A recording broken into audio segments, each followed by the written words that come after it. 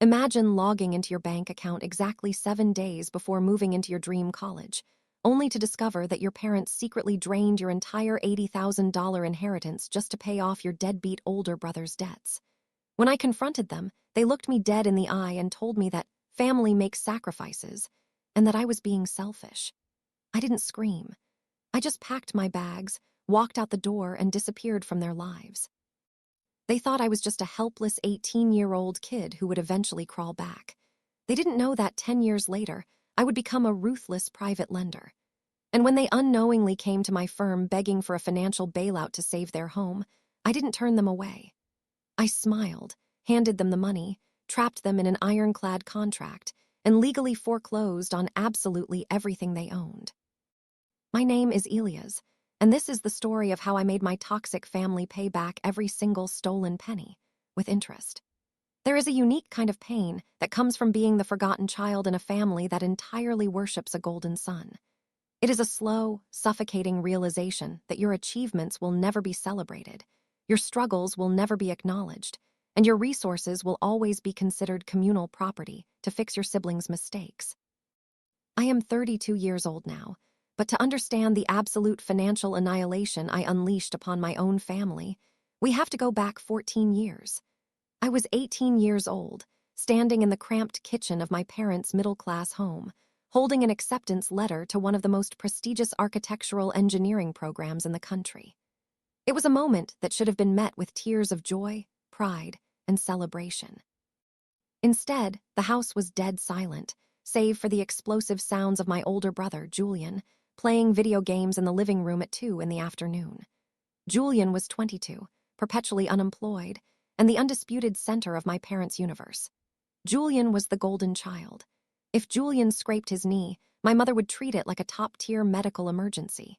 If Julian failed a college class, my father would angrily blame the professor's incompetence.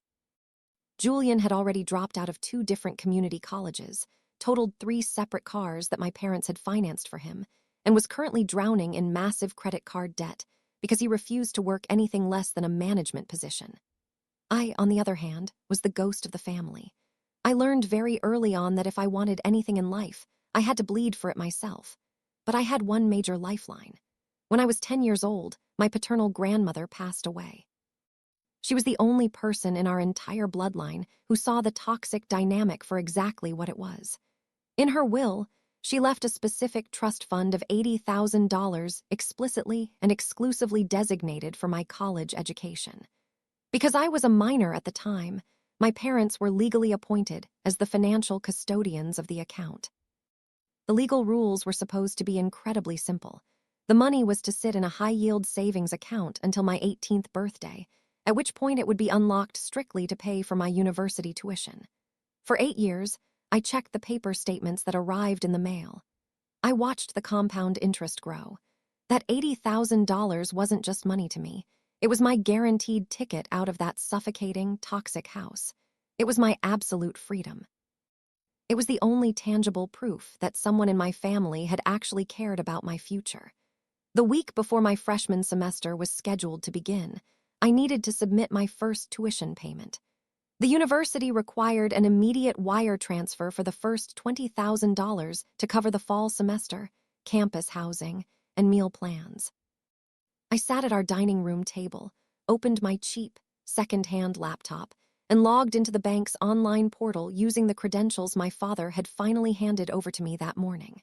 He had handed me the slip of paper without looking me in the eye, aggressively muttering something about having to rush to work. I didn't think anything of his nervous energy at the time. My heart was pounding with excitement as I typed in the username and password. This was the exact moment my real life was going to begin. The web page loaded. The banking dashboard appeared on the bright screen. I clicked on the tab labeled Educational Trust Elias. The screen refreshed. I blinked, staring at the bold black numbers on the screen. I rubbed my eyes, thinking the web page had glitched or that I had accidentally clicked on my own empty, personal checking account. I hit the refresh button again. The numbers did not change. Available balance, $14.50. $80,000. Gone. A cold, paralyzing dread washed over my entire body. It felt like the floor had suddenly dropped out from underneath my chair. My ears started ringing with a high-pitched whine. I clicked wildly through the transaction history, my hands shaking so violently I could barely control the computer mouse. The digital ledger was a graveyard of massive, unauthorized withdrawals. $10,000 withdrawn in February. $15,000 in April. $5,000 in June. $20,000 just 3 weeks ago. Every single withdrawal was legally marked as an authorized custodial transfer directly into my parents' joint checking account. I couldn't breathe. I felt physically sick, my stomach violently twisting into knots. I had spent 4 years in high school studying until 2 in the morning, maintaining a perfect 4 GPA, sacrificing every single ounce of a normal teenage life to get into this specific elite engineering program, all because I knew the tuition was fully covered. I had rejected full-ride scholarships to lesser state schools because I was absolutely certain I had my grandmother's money to pay for the prestigious university.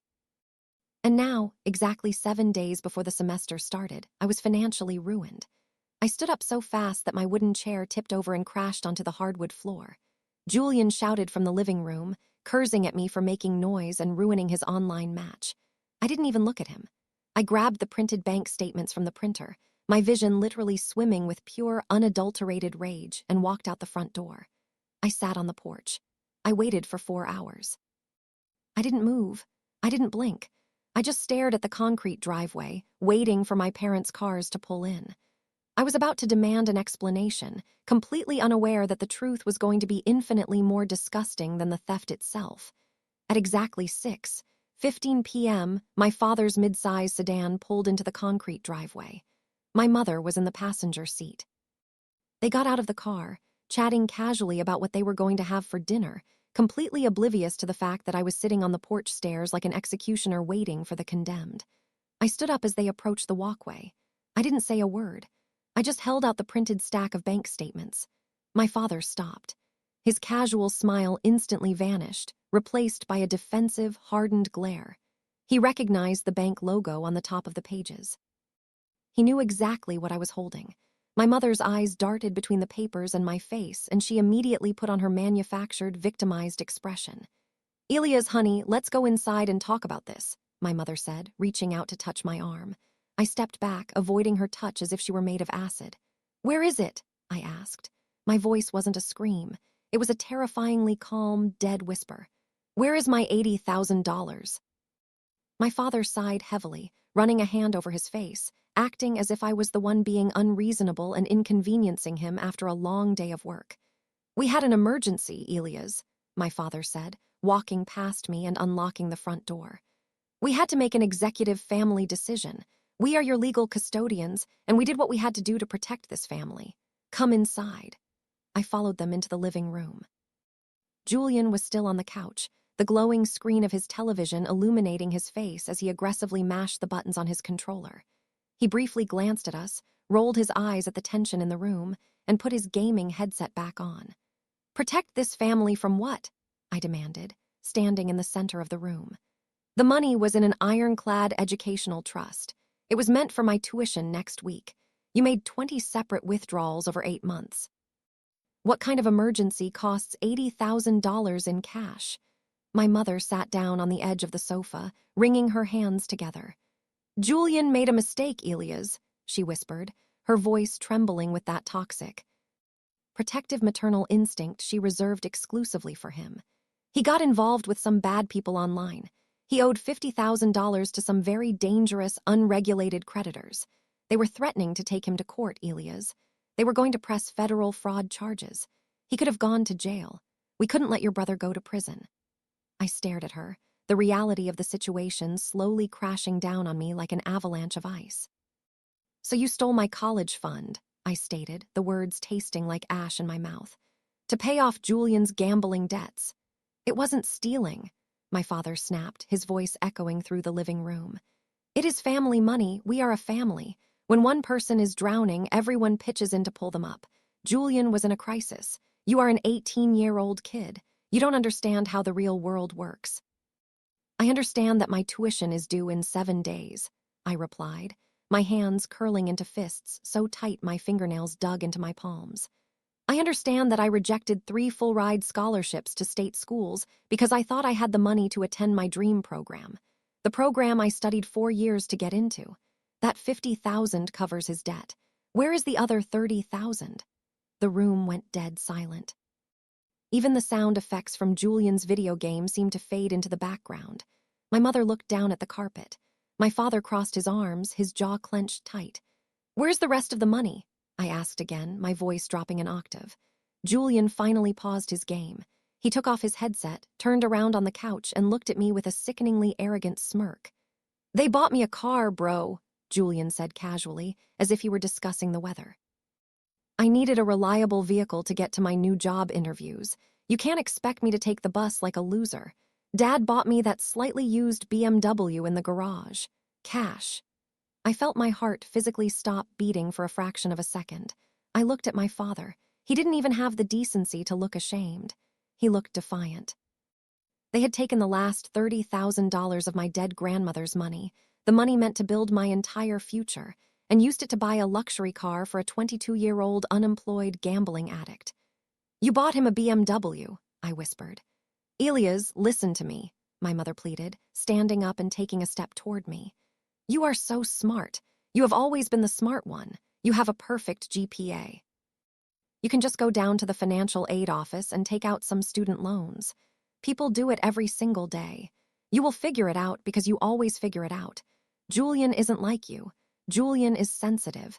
He needs a fresh start to build his confidence back up. We knew you would understand." That was the exact moment the 18-year-old version of Elias died. Standing in that living room, looking at the 3 people who shared my blood, I experienced a paradigm shift that altered the fundamental chemistry of my brain. I realized that to them, I wasn't a son. I was an asset. I was a shock absorber for Julian's failures.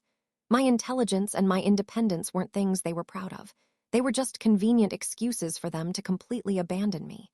If you scream at toxic people, you validate their delusion that there is a negotiation taking place. I did not scream. I did not cry. The burning rage inside my chest instantly cooled into absolute zero. "I see," I said softly. I dropped the printed bank statements onto the coffee table. They scattered across the glass surface. I turned around and walked down the hallway to my bedroom. I pulled a single, heavy canvas duffel bag from the back of my closet. I didn't pack everything.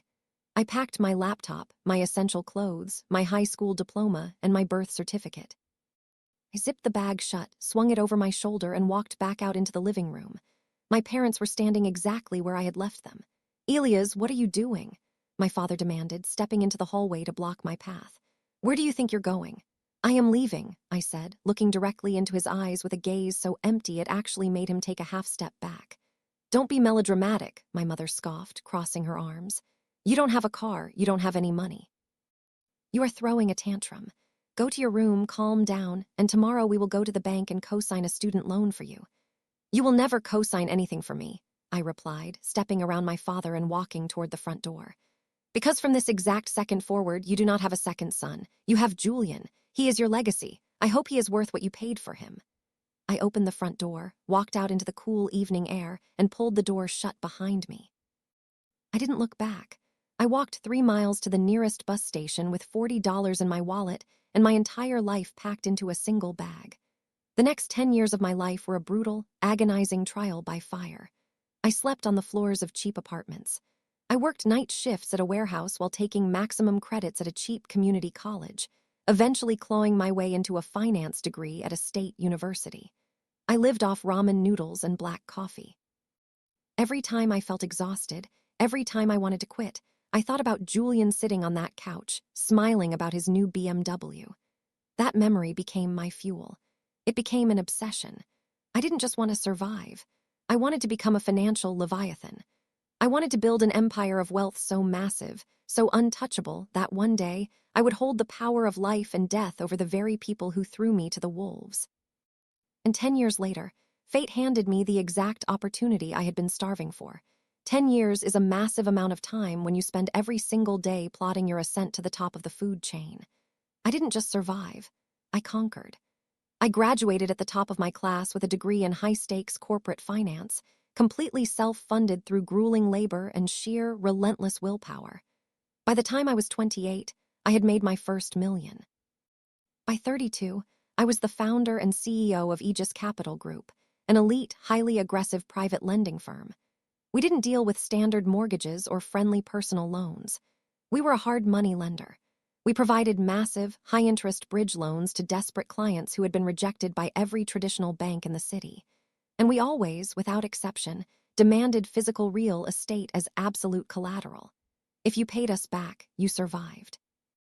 If you defaulted, we legally took your property, liquidated it, and walked away with a massive profit. It was a ruthless business, but I was a ruthless man. I had built a fortress around my emotions, completely insulated in my penthouse office with its sweeping views of the city's skyline. I hadn't spoken to my parents or my brother Julian in exactly 10 years. As far as I was concerned, they were dead. But the universe has a profoundly dark sense of humor. It was a rainy Tuesday afternoon. I was sitting at my custom mahogany desk, reviewing quarterly profit margins, when my lead underwriter, a sharp, incredibly pragmatic man named David, walked into my office. He placed a thick manila folder on my desk. "I need your final approval on a high-risk residential bridge loan, Elias," David said, tapping the folder. "The applicants are completely toxic on paper. Massive credit card debt, zero liquid savings, and they are currently 60 days away from bank foreclosure on their primary residence. Every major bank has slammed the door in their face." I didn't look up from my laptop. "If they are that toxic, why did you bring the file to my desk, David? Reject them." "Because," David replied, leaning against the doorframe, "they own the property outright. It's an older house in a rapidly gentrifying suburb. The land value alone has tripled in the last decade. They want $150,000 to pay off their aggressive creditors and stop the foreclosure. Even if they default on our loan in 3 months, we seize the house, flip it to a developer, and clear a minimum of $400,000 in profit. It's a guaranteed win for the firm, but the structure requires your executive signature." I finally stopped typing. I closed my laptop, intrigued by the numbers. I reached out and opened the manila folder. I flipped past the executive summary and looked at the names on the primary application. Arthur and Martha Vance, my parents. The address listed was the exact house I had walked out of 10 years ago. The air in my office instantly turned to ice. My heart didn't race. It slowed down, beating with a heavy, rhythmic thud. I stared at the signatures at the bottom of the page. It was their handwriting.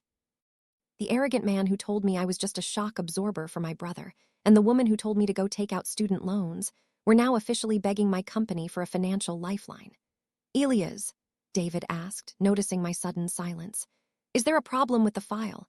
"No, David," I whispered, a slow, predatory smile spreading across my face.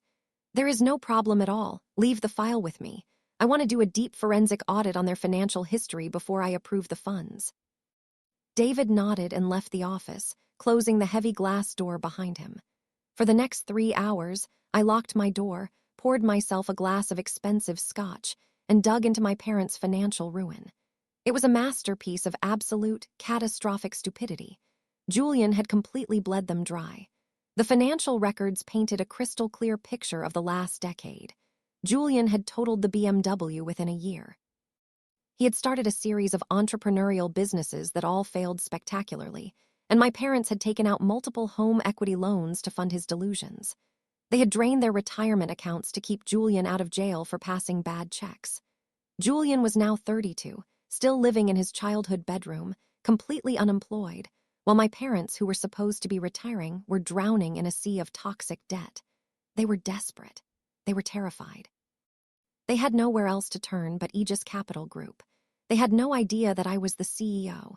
My name wasn't on the public-facing website, and my corporate structure was protected by several layers of LLCs. To them, Aegis was just a faceless, intimidating corporate entity willing to throw them a rope. They didn't realize the rope was actually a noose. I picked up my phone and called David back into my office. "Approve the loan," I instructed him, my voice completely devoid of mercy. "Give them the full 150,000. But I want the contract structured with our absolute maximum penalty clauses. Set the interest rate at 18%, and embed the accelerated default clause on page 12. If they miss a single monthly payment by even 24 hours, we do not negotiate. We do not grant extensions. We immediately initiate a non-judicial foreclosure and seize the deed to the property." David raised an eyebrow, slightly surprised by the sheer brutality of the terms. "That's an incredibly aggressive structure, Elias. They are almost guaranteed to default within 6 months. They won't be able to afford the monthly premium." "That," I replied coldly, staring at the file, "is exactly the point. Have them come in tomorrow at noon to sign the paperwork. Put them in conference room B. You will handle the closing, David. I do not want them to see my face. I want them to sign their lives away to a ghost." The trap was officially set. I wasn't just going to deny them the loan and let the bank take their house. That would be too quick. That would be too easy. I was going to give them a brief, beautiful moment of hope. I was going to let them pay off Julian's debts, let them breathe a sigh of relief, and let them think they had survived. And then, the very moment they slipped up, I was going to legally rip the roof from over their heads and drop the entire sky directly onto their shoulders. The next day at noon, I sat in the darkened silence of my office, staring intensely at the high-definition security monitors mounted on my wall. Camera 4 was angled perfectly inside conference room B. I watched as my lead underwriter, David, sat at the head of the long glass table. Across from him sat 3 ghosts from my past. My father looked 10 years older than he actually was. His hair had thinned and turned completely gray, his shoulders were slumped, and he carried the exhausted, defeated posture of a man who had spent a decade drowning in his son's mistakes. My mother sat next to him, nervously twisting her wedding ring, looking terrified of the massive corporate environment. And then there was Julian. Julian was 32, but he sat slouching in the expensive leather chair like a petulant teenager, scrolling on his brand-new smartphone, looking completely bored by the financial execution taking place around him. He didn't look like a man whose parents were risking their only home to save his life. He looked mildly inconvenienced that he had to be there at all. David was an absolute professional. He slid the 60-page hard money loan agreement across the table. He didn't sugarcoat the terms. He explicitly pointed out the 18% interest rate. He clearly explained the accelerated default clause, warning them that a single missed payment would bypass standard banking delays and trigger an immediate, non-judicial foreclosure. I watched my father hesitate. I watched him look at the brutal numbers, realizing he was signing a deal with the devil. But then my mother whispered something to him, glancing desperately at Julian. My father swallowed his pride, picked up the corporate pen and signed his name. My mother signed right after him. Julian didn't even look up from his phone. At exactly 1:30 p.m., David walked into my office and placed the executed contract on my desk. "It's done, Elias," David said, looking slightly disturbed by the sheer desperation he had just witnessed. They didn't even try to negotiate the interest rate. They just needed the cash to stop the bank from taking the house tomorrow. I picked up the contract, running my fingers over their signatures. "Wire the $150,000 to their accounts immediately," I commanded. "Let them breathe." For the next 4 months, I watched their accounts like a hawk circling wounded prey. The psychological warfare of a hard money loan is completely based on the illusion of safety. When the massive wire transfer hit their bank account, I knew exactly how they felt. They felt a massive wave of euphoric relief. They paid off their aggressive creditors. They stopped the bank foreclosure. They probably celebrated at dinner that night, genuinely believing that the worst was over. They didn't realize they had just traded a slow drowning for a financial guillotine. The monthly payment on the loan was brutal, nearly $4,000 just to cover the massive interest and the principal minimums. Month 1, they paid it exactly on time. Month 2, the payment cleared, but my forensic tracking software showed they had to max out 2 new credit cards just to make the transfer. Month 3, they paid it 3 days early, completely depleting their final emergency savings account. They were bleeding out, and they knew it. The inevitable collapse happened in month 4. I didn't even have to engineer the crisis. I just had to rely on Julian's absolute, predictable toxicity. It was the 15th of the month, the exact day the $4,000 premium was due by 5:00 p.m. At 10:00 a.m., my automated system flagged a massive withdrawal from their primary checking account. Someone had pulled $3,000 in cash. I ran a quick background sweep through my private investigators and found the answer within an hour. Julian had been arrested the night before for a DUI and property damage after crashing yet another car. The $3,000 was his bail money and the retainer for a cheap defense lawyer. My parents had chosen to save the golden child from spending a weekend in a jail cell, knowing full well it meant they wouldn't have the cash to pay Aegis Capital Group. They were banking on the delusion that Aegis was like a normal bank, that we would send them a polite warning letter, charge a small late fee, and give them a 30-day grace period to figure it out. They thought they could negotiate. At 5:01 p.m., the deadline passed. No wire transfer, no payment. The trap didn't just close, it slammed shut with the force of a steel vault. I waited exactly 24 hours to ensure there were no banking delays, strictly adhering to the legal parameters of the contract they had signed. At 5:02 p.m. the following day, I called my senior legal counsel into my office. "The Vance account is officially in default," I announced, pointing to the glowing red status on my monitor. "Activate the accelerated default clause. Draft the notice of default and intent to foreclose. I do not want this sent through the standard mail. I want a private process server to physically nail the foreclosure notice to their front door tomorrow morning at 6:00 a.m. so the entire neighborhood can see it. And freeze all communication. If they call the office begging for an extension, direct them to the automated legal voicemail.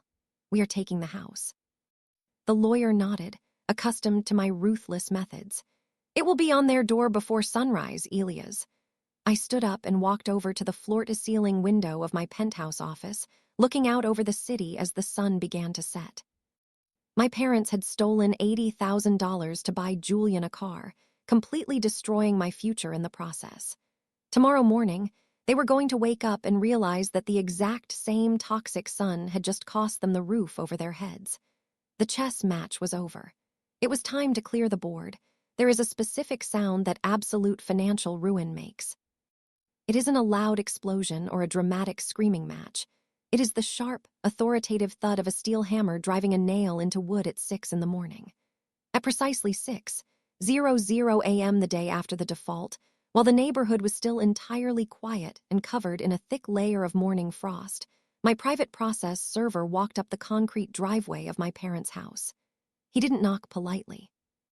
He took a heavy iron hammer and nailed a massive, bright yellow piece of paper directly to the center of their pristine oak front door.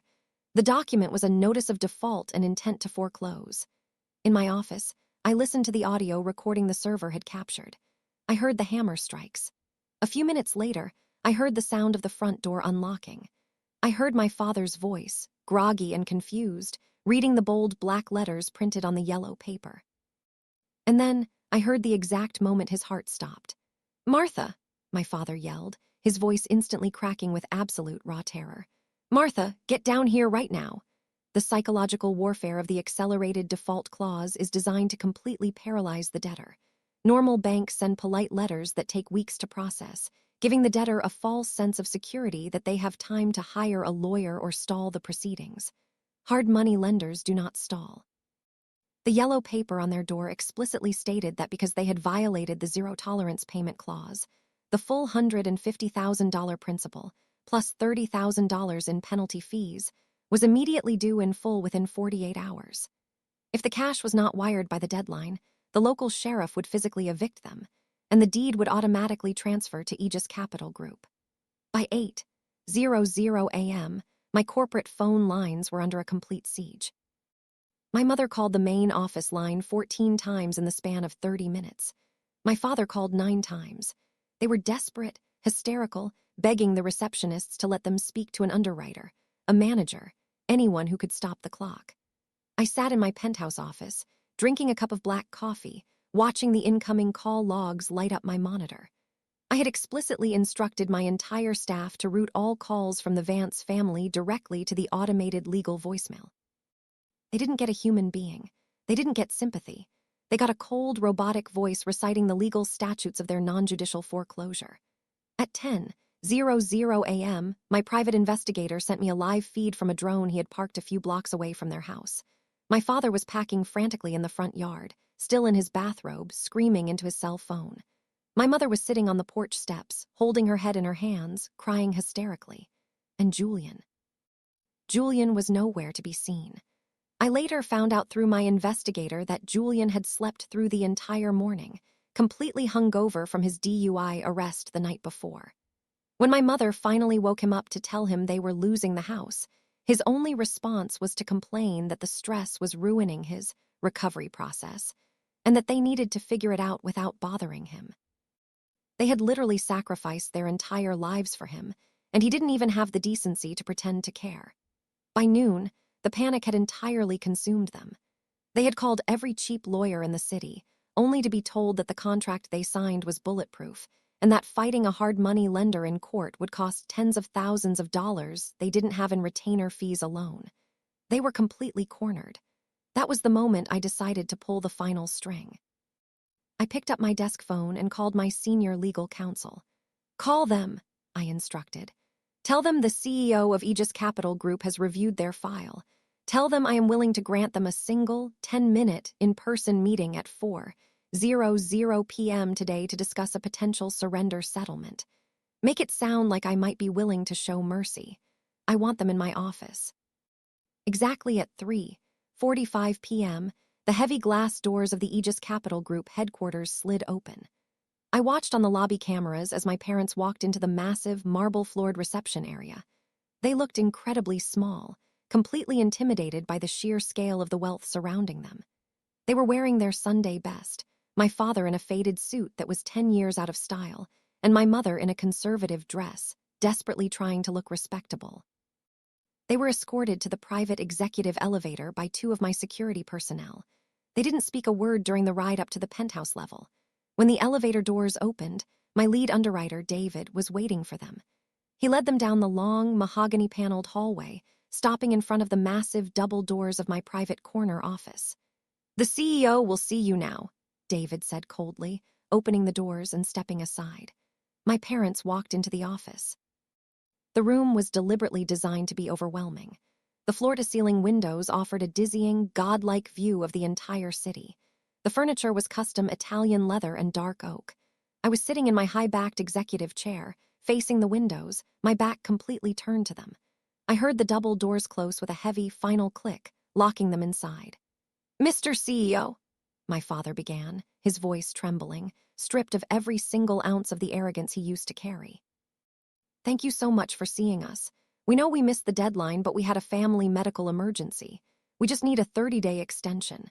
We have lived in that house for 30 years. Please, we are begging you to show a little bit of compassion." I didn't speak immediately. I let the silence stretch out in the massive office, letting their desperation hang heavily in the cold air. I slowly placed my hands on the armrests of my chair, and then I spun the chair around to face them. I didn't say a word.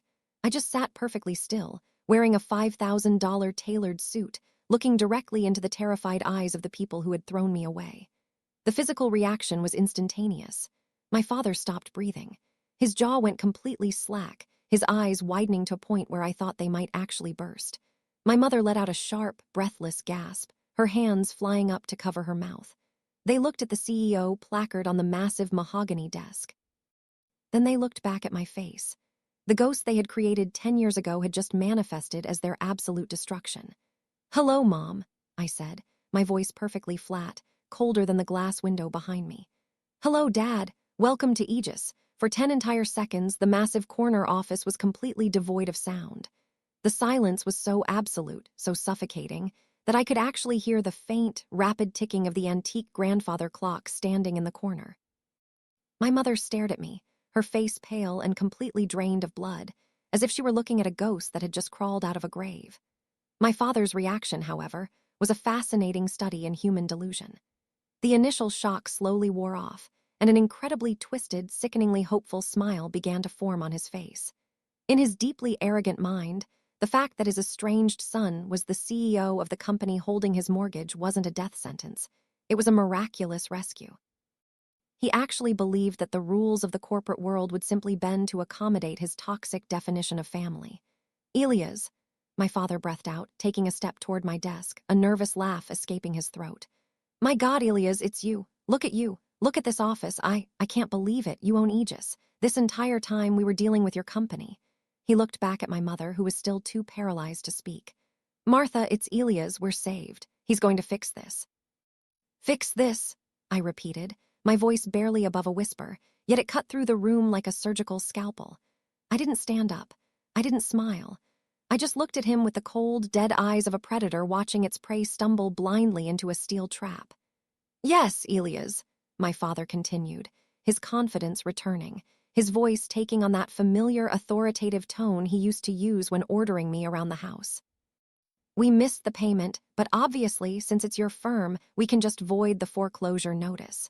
We can restructure the loan. We are family, Elias. You wouldn't throw your own parents out on the street over a paperwork error.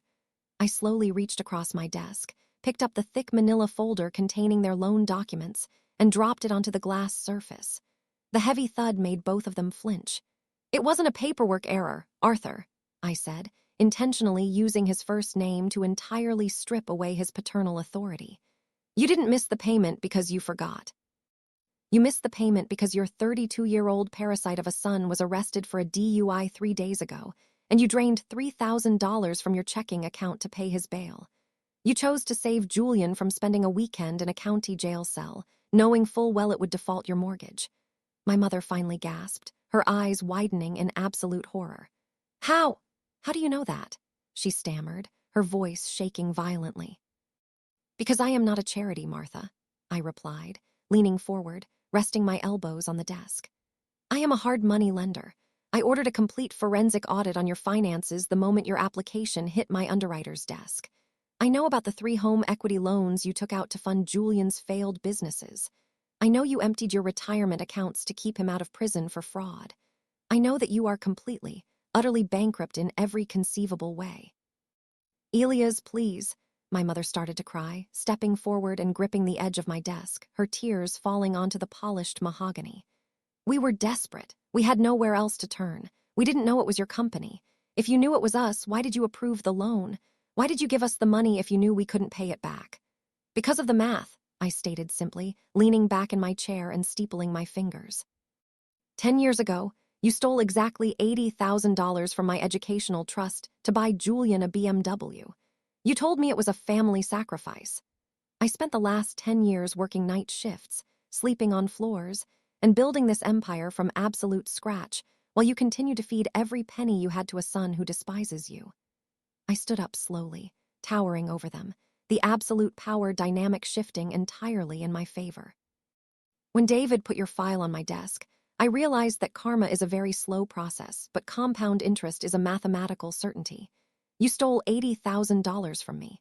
I loaned you $150,000 at an 18% interest rate, secured by the deed to your primary residence. You defaulted. The accelerated default clause you willingly signed means I do not just get my money back. I get the house. I get the equity. I get absolutely everything. My father's face flushed a violent shade of purple.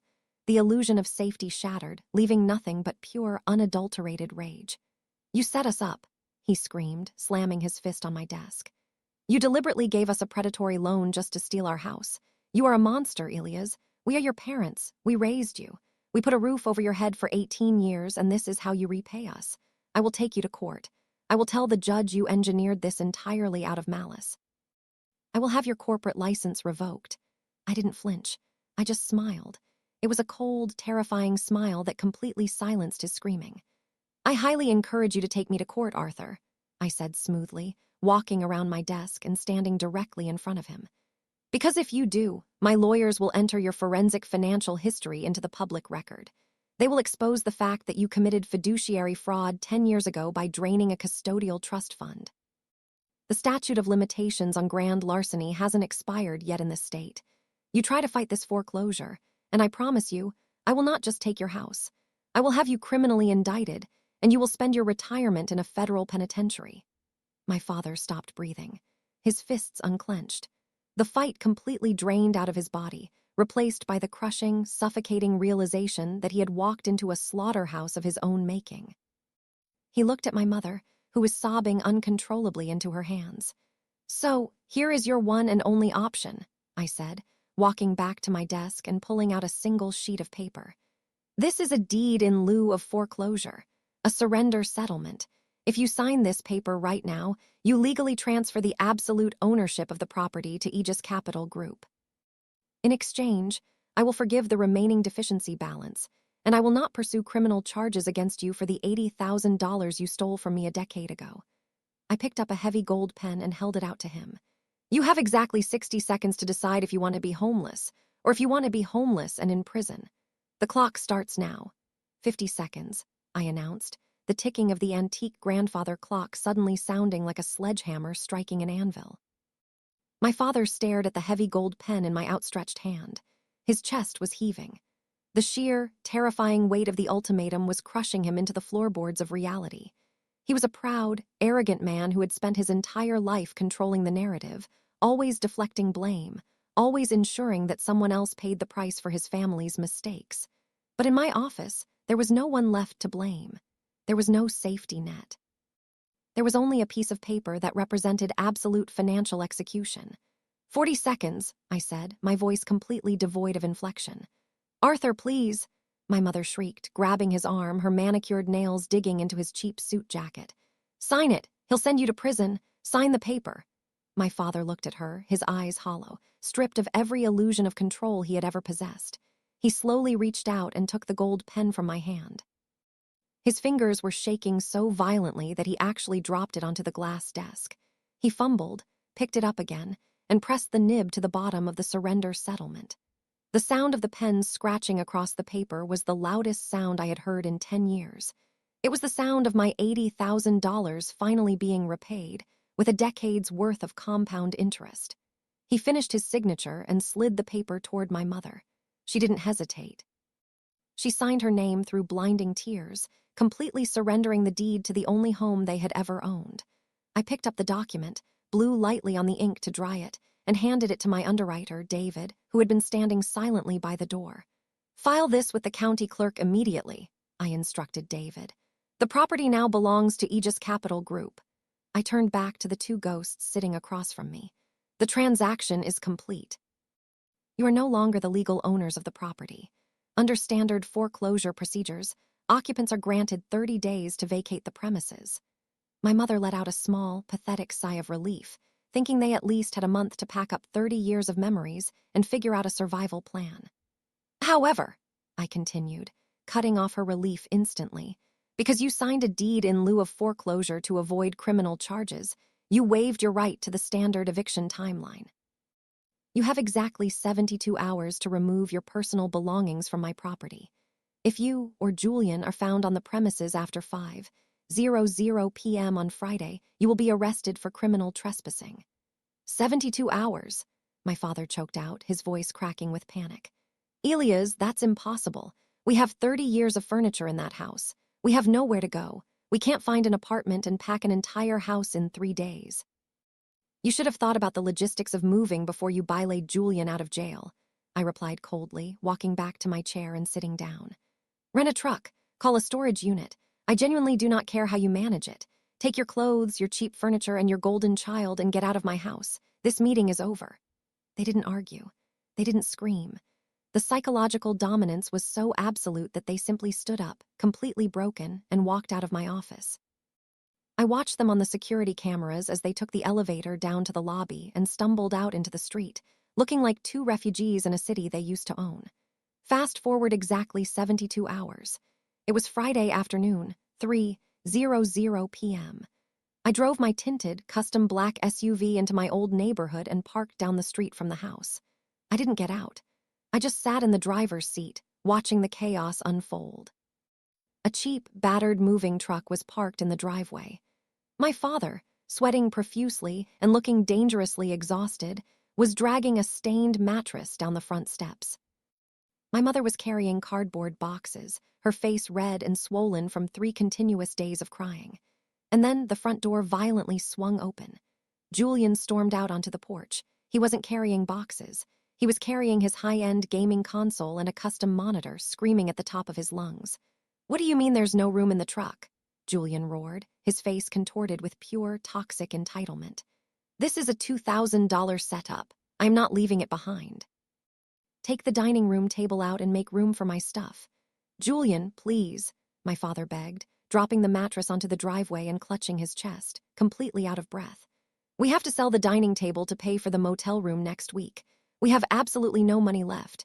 Please just put the console in the backseat of the car. I don't care about your stupid table, Julian screamed, kicking a nearby box of kitchen supplies, sending pots and pans clattering across the concrete. "This is your fault. You guys are pathetic. How do you just lose a house? I can't live in a roach-infested motel. I have a life. I have standards." I watched from the darkened interior of my SUV as the golden child completely turned on his creators. They had stolen my future, drained their retirement, taken out multiple mortgages, and sacrificed their entire lives just to keep him comfortable. And the exact moment the money ran out, the moment they could no longer cushion his pathetic existence, he looked at them with absolute, unfiltered disgust. He didn't see loving parents who had lost everything for him. He saw two useless ATMs that had just stopped dispensing cash. My mother dropped the box she was holding and collapsed onto the front lawn, weeping hysterically, finally realizing the horrifying truth about the son she had worshipped. The monster she had fed with my college fund was now eating her alive. I rolled up my tinted window, put the SUV in drive, and drove away. The house was officially mine. At 5:01 p.m. on Friday, the 72-hour eviction window officially closed. I did not send a property management team to inspect the house. I went myself. I unlocked the front door with the master key my locksmith had just installed and stepped into the absolute silence of my childhood home. The place was a disaster.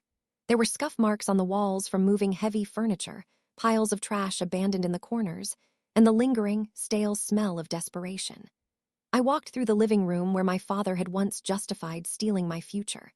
I walked past the kitchen where my mother had told me to take out student loans. And finally, I walked into Julian's massive master bedroom, the room they had given him while I slept in the cramped guest room down the hall. It was completely stripped bare, save for a few empty energy drink cans and a broken desk chair. Standing in that empty space, I didn't feel nostalgia. I felt the absolute, cold satisfaction of a surgeon who had just successfully amputated a diseased limb. Most hard money lenders would clean the property, stage it, and flip it to a wealthy family to maximize the profit margin. But this wasn't just a real estate transaction. This was an exorcism. I didn't want another family living in the space where my dreams were murdered. I pulled out my phone and called a commercial demolition contractor I frequently used for land clearing projects. I ordered an expedited teardown. I wanted the house, the foundation, and every single memory attached to it completely bulldozed into the earth. I planned to rezone the lot and build a sterile, concrete data center for Aegis Capital's server backups. Their entire 30-year family legacy was going to be replaced by my corporate servers. But toxic entitlement does not die quietly.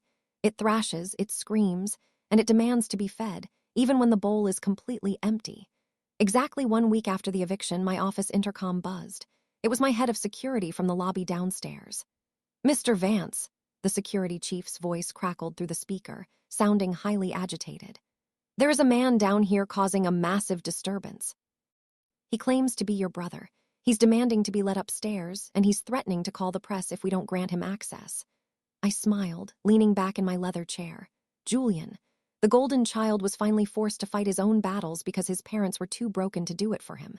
"Send him up," I instructed, "but send 2 security guards with him. Do not let him within 10 feet of my desk." 5 minutes later, the heavy glass doors of my penthouse office swung open. Julian stormed in, flanked by 2 massive, armed security personnel. He looked terrible. The arrogant swagger was completely gone, replaced by the twitchy, aggressive energy of an addict going through withdrawal. His clothes were wrinkled, and he smelled like cheap cigarettes and stale alcohol. He looked around the multi-million-dollar office, his eyes wide with a mixture of raw jealousy and furious disbelief. He still saw me as the 18-year-old ghost he used to bully. "You think you're a tough guy now, Elias." Julian barked, trying to sound intimidating but his voice cracking under the sheer intimidation of the room. "You think wearing a nice suit makes you a genius. You scammed our parents. You stole our house." "I didn't steal anything, Julian," I replied calmly, not even bothering to stand up. "I executed a legal contract that your parents willingly signed to bail you out of a jail cell. I suggest you lower your voice in my office. Don't you talk down to me." Julian screamed, stepping forward before the security guards grabbed him by the shoulders, locking him firmly in place. "I know how real estate works. I watched a documentary. Even if you took the house, you only get the $150,000 they owed you. That house was worth $400,000. You owe us the equity. I'm here for my cut. I want a check for $250,000 right now, or I am going straight to the police and telling them you committed corporate fraud." I couldn't help it. I genuinely laughed out loud. It was a dark, hollow sound that echoed off the glass walls. "You watched a documentary," I repeated, shaking my head at the absolute, profound depths of his stupidity. "Julian, your parents didn't go through a standard judicial foreclosure. They signed a deed in lieu of foreclosure. They surrendered the property entirely to avoid going to federal prison for the $80,000 they stole from my trust fund 10 years ago. They surrendered the deed. They surrendered the equity. Aegis Capital Group owns 100% of that asset. You don't get a cut. You don't get a check. You get absolutely nothing." Julian's face went completely pale. The delusion that he was going to walk out of my office with $250,000 instantly shattered. "No," Julian stammered, shaking his head. "No, that's illegal. You can't just take everything. We have to live in a motel. I had to sell my car just to buy food. You owe us. We are your family." "You are not my family," I said, my voice dropping into a lethal, absolute zero frequency. "You are a parasite. You spent your entire life feeding on our parents, and when they had nothing left to give, you threw a tantrum on the front lawn over a video game console. You are 32 years old, Julian. You have no job, no skills, no money, and no safety net. The free ride is permanently over. Welcome to the real world." I looked at the security guards. "Escort him out of the building. If he ever steps foot on Aegis Capital property again, have him arrested for criminal trespassing." Julian started screaming, thrashing wildly against the guards as they physically dragged him backward toward the door. "You're dead, Elias, you hear me? I'll destroy you. I'll burn this whole company to the ground." The heavy glass doors slammed shut, cutting off his pathetic screaming. I turned my chair back toward the window, looking out over the city. Julian's empty threats meant nothing to me. But I knew that a cornered, desperate rat is capable of incredibly stupid things. And Julian was about to make the final, fatal mistake of his miserable life. Desperate, entitled people do not possess the capacity for logical calculation. When their manufactured reality is shattered, they do not self-reflect. They lash out violently, driven by the pathetic delusion that they can force the world to respect them again. I knew Julian was going to retaliate. I just needed to give him enough rope to hang himself. 3 days after Julian was physically thrown out of my office, at exactly 2:14 a.m. on a Tuesday, the encrypted security application on my private smartphone triggered a silent, high-priority alarm. I was sitting in the study of my penthouse, reading a financial quarterly report, wide awake. I picked up the phone. The notification read, "Critical motion detected exterior sector B Vance demolition site." I hadn't demolished the house yet. The heavy bulldozers were scheduled to arrive at the end of the week. But knowing Julian's toxic, vindictive nature, I had ordered my security team to install military-grade, hidden 4K night vision cameras inside and outside the abandoned property. I tapped the notification and opened the live video feed. The screen illuminated the dark, empty living room of my childhood home. A few seconds later, the camera caught a shadow moving past the front window. Then, the sound of breaking glass echoed through the high-definition audio feed. A hand reached through the shattered pane, unlocked the front door from the inside, and pushed it open. Julian stepped into the house. He was wearing a dark hoodie, his face clearly visible in the moonlight streaming through the broken window. But it wasn't the break-in that made me smile. It was what he was carrying. In his right hand, Julian held a heavy 5-gallon red plastic jerry can. In his left hand, he held a long-necked butane lighter. The golden child had come to commit a felony. In his twisted, incredibly stupid mind, he genuinely believed that burning the house to the ground was the ultimate revenge. He thought he was destroying my asset. He thought he was costing me hundreds of thousands of dollars. He was entirely too ignorant to understand that the property was heavily insured by Aegis Capital Group for commercial redevelopment, and that burning down a structure slated for demolition actually saved me the $50,000 contractor fee. I didn't panic. I didn't shout. I poured myself a glass of iced water, leaned back in my leather chair, and watched the live feed on my massive desktop monitor like I was watching a beautifully directed movie. I needed him to cross the legal threshold from simple breaking and entering to attempted first-degree arson. I watched Julian unscrew the cap of the jerry can. He started furiously sloshing gasoline all over the hardwood floors, the same floors my mother used to vacuum every Sunday. He poured it over the walls, splashing it wildly across the living room and into the hallway. The sheer volume of accelerant he was using in an enclosed space meant that if he actually sparked that lighter, the backdraft would likely blow him out the front window and give him degree burns. When he had emptied half the can, I finally picked up my desk phone and dialed 911. "Emergency dispatch, what is your location?" the operator answered. "My name is Elias Vance." "I am the CEO of Aegis Capital Group," I said, my voice perfectly calm, authoritative, and completely devoid of panic. "I am monitoring a live, high-definition security feed of a corporate-owned, vacant residential property at 442 Elm Street. An intruder has just broken into the structure. He is currently pouring large quantities of gasoline throughout the interior and is holding a lighter. He is attempting to commit arson in a densely populated suburban neighborhood. You need to send units immediately before he detonates the structure." The operator's tone instantly shifted to maximum urgency. "Units are en route, sir. Stay on the line." I didn't have to wait long. The police precinct was less than 2 miles away.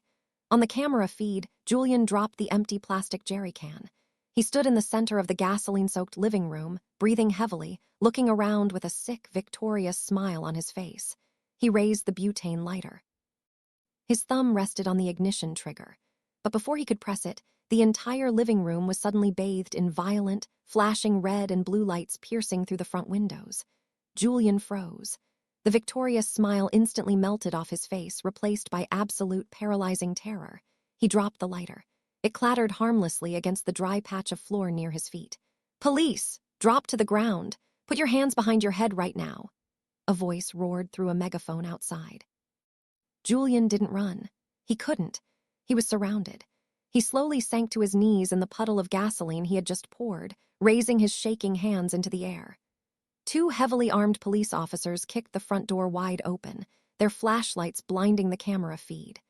They tackled Julian to the floor, aggressively slamming his face into the hardwood, pulling his arms behind his back, and locking heavy steel handcuffs around his wrists. "Suspect is in custody," I heard an officer say through the audio feed. "We have heavy accelerants on site. Call the fire department to secure the area." I hung up the phone with dispatch. The execution was flawless. The next morning, the reality of Julian's actions hit the local justice system. Because he was already out on bail for a DUI and property damage from the previous week, the judge was absolutely merciless.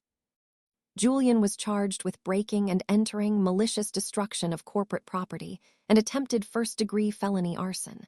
The judge revoked his previous bail and set his new bond at a staggering $250,000. At 11:00 a.m., my private office line rang. It wasn't a corporate number. It was a blocked caller ID. I answered it, putting it on speaker. "Elias?" It was my mother. Her voice was completely destroyed, ragged and breathless from what sounded like hours of hyperventilating. She was calling from the cheap motel room they were currently living in. "Elias, please. You have to tell the police it was a misunderstanding. You have to drop the charges. Julian is in the county jail. They put him in a maximum security block because of the arson charge. He's terrified, Elias. He was just angry. He didn't mean it. If you don't drop the charges, he's looking at 15 years in federal prison. Please, I am begging you as your mother." I listened to her sob into the receiver. "I am not pressing charges, Martha," I replied, my voice as cold as absolute zero. "I simply provided the police with the security footage of a domestic terrorist attempting to blow up a commercial asset. The state is pressing charges against a repeat offender. It is entirely out of my hands." "You set him up." She shrieked, the desperation turning into venom. "You put those cameras there because you knew he would go back. You wanted to destroy him. You are a monster." "I didn't force him to buy gasoline, Martha," I said softly. "I didn't force him to break a window. Your son is a monster because you spent 32 years protecting him from the consequences of his actions. I just introduced him to accountability. Do not ever call this number again." I pressed the end call button, permanently severing the final thread that connected me to my toxic past. The wheels of the justice system turn incredibly slowly, but when they finally crush you, they grind you into dust. 6 months after Julian was arrested in the gasoline-soaked living room of our former home, his criminal trial concluded. I didn't attend the hearings. I didn't need to. My corporate lawyers simply handed over the 4K night vision security footage to the district attorney, and the case essentially prosecuted itself. Julian's cheap public defender tried to argue that it was a crime of passion, a desperate cry for help from a stressed young man facing eviction. The judge, an incredibly stern woman who had zero tolerance for repeat offenders, was completely unmoved. Julian Vance, the golden child who had never faced a single consequence in his entire 32 years of existence, was convicted of attempted first-degree felony arson, breaking and entering, and malicious destruction of property. Because he committed these felonies while already out on bail, the judge handed down the maximum sentence: 15 years in a federal penitentiary, with no possibility of parole for the first 10. I was sitting in my penthouse office when my lead underwriter, David, walked in and handed me the printed court verdict. I read the sentencing details, folded the paper, and dropped it into the shredder. It was the exact closure I needed. The parasite was finally locked in a cage where he couldn't drain anyone else. But the true tragedy, the ultimate masterpiece of karma, wasn't Julian's prison sentence. It was the absolute, crushing reality his parents were forced to live with. Without my $80,000 to steal, without multiple home equity loans to leverage, and without a house to live in, Arthur and Martha Vance completely collapsed into the lowest tier of poverty.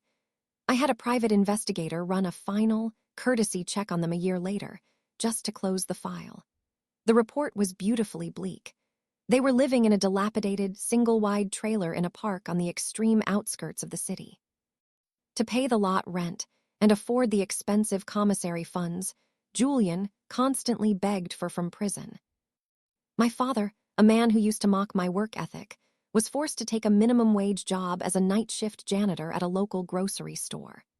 My mother, whose entire identity was built on country club arrogance and manufactured high society status, was working as a cashier at a discount dollar store. They are in their late 60s, physically exhausted, completely bankrupt, and permanently chained to a life of grueling manual labor. They wake up every single day knowing that their current hell is the direct, undeniable result of stealing from the son who could have retired them in luxury, all to protect the son who is currently wearing a bright orange jumpsuit. As for the property on 442 Elm Street, the demolition went exactly as planned. The bulldozers arrived the week after Julian's arrest. They tore down the walls, ripped up the foundation, and completely erased 30 years of toxic history from the face of the earth. Today, if you drive past that address, you won't see a house. You will see a massive, windowless, brutalist concrete structure surrounded by high-security fencing. It is the primary data center for Aegis Capital Group. The exact physical location where they stole my college fund is now the literal foundation of my multi-million-dollar financial empire. Sometimes, late at night, I drive past the facility. I look at the blinking red security lights and the humming cooling towers, and I feel an absolute, profound sense of peace. People will tell you that blood is thicker than water, that family is everything, and that you should always forgive the people who raised you. Those people have never had their future stolen by the people who were supposed to protect it. Loyalty is not a birthright, it is a contract. When you violently breach that contract, you don't get to cry when the penalties are enforced. My name is Elias. I didn't scream, I didn't cry, and I didn't beg for an apology. I just waited 10 years, became the bank, and foreclosed on their entire existence. If you loved this massive, 10-part saga of pure, cold-blooded financial revenge, smash that like button, subscribe to the Revenge Room, and hit the notification bell. Never let toxic people convince you that their mistakes are your responsibility. Protect your peace, build your empire, and let karma handle the rest. See you in the next one.